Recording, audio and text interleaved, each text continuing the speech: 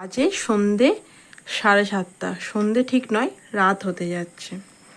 আর আমাদের এখানে অবস্থাটা দেখো, একবার দেখাচ্ছি তোমাদেরকে। অন্ধকার শুধু নয়, বলে অন্ধকার, প্রচণ্ড মেঘ করেছে, বৃষ্টি হয়েও শান্তি নেই। এইসব এত মেঘ করেছে, নিচের অবস্থা দেখো।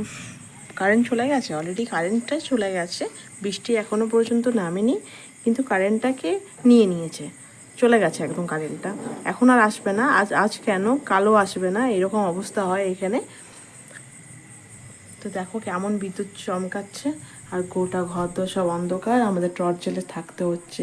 কি ভাগ্যিস এই টর্চটা সোলার ল্যাম্প, মানে রোদের ইয়েতে তাপেও হলেও চার্জটা নেবে।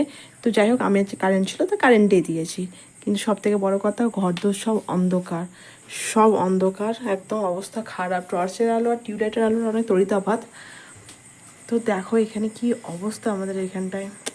এটা ভাবা যায় সব সময় এরকম ওয়েদার, এই হালকা একটু বিদ্যুৎ চমকাবে আর কারেন্ট চলে যাবে। এই যে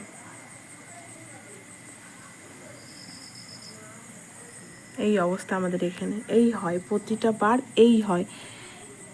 বৃষ্টি হওয়ার আগেই কারেন্টটাকে নিয়ে নেবে, দুমদাম একটুখানি দুমদাম করে ডাকবে, একটু হয়তো বিদ্যুৎটা চমকালো, ব্যাস, তাতেই কারেন্টটা চলে যায়। এতটা এরকম জায়গা আমি কখনো কোথাও দেখিনি বাবা। কি বলবো আর, আজকে রাতটা এইভাবেই কাটবে। বাপরে, দেখেছিস, ফোন তো নিয়ে রয়েছি ব্যালকনিতে, কিন্তু দেখেছিস কেন বিদ্যুৎ চমকাচ্ছে বাবু। বাপরে, এই অবস্থা হয় আমাদের এখানে, আমাদের এখানে এই অবস্থা হয়। এই যে বাপরে, কী করবো, সারা রাত এখন এইভাবেই কাটাতে হবে।